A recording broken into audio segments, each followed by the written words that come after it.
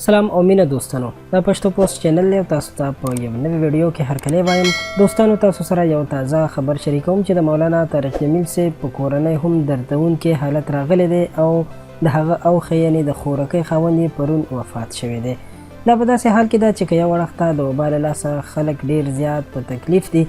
روزانه په زرګونو خلک مري او په زرګونو خلک د دې نه متاثره کیږي خو بل اړخ ته د مولانا صاحب په کورنۍ کې هم داسې غم راغلی دی دوستانو دا واقعه پرون مخې ته راغلی ده او د مولانا صاحب اوښی چې میا سرفراز نومېدو څه کم د 90 کالو چې پرون وفات شوی دی د هغه جنازه مولانا طارق جمیل صاحب په خپله کړې ده خو د جنازې په دوران کې احتیاطي تدابیر هم په نظر کې نیول شوي دي او د یو بل نه ډېر لرې د جنازې منځه ته ولاړ دي ډیرو علما کرامو مولانا طارق جمیل صاحب سره خپله غمرازي شریکه کړې ده او هغوی ته یې تسلیت ویلی دی په همدې لړ کې د خانیوال ډیپټي کمشنر آغا ظهیر عباس شیرازي او ډي پي او محمد علي وسیم هم د مولانا طارق جمیل صاحب کور ته ورغلي دي چې د هغه کور په رئیس آباد کې دی او اظهار تعزیت یې ورسره کړی دی او د هغه کورنۍ ته یې د صبر جمیل غوښتنه کړې ده الله تعالی جل جلاله ته به تل لاسونه لپه کوو او دعا به دې کوو چې پاک رب دې ټول مسلمانان مړي وبخي او ژوندو ته دې سره زمونږ الله تعالی د هدایت توفیق ورنصیب کړي دوستانو که ویډیو او معلومات مو خوښ شوي وي نو درسره لایک کړئ په آینده کې له نورو هر قسم معلوماتي ویډیوګانو کتلو لپاره زموږ چینل پښتو پوسټ سبسکرایب کړئ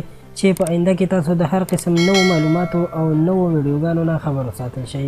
ډیره مننه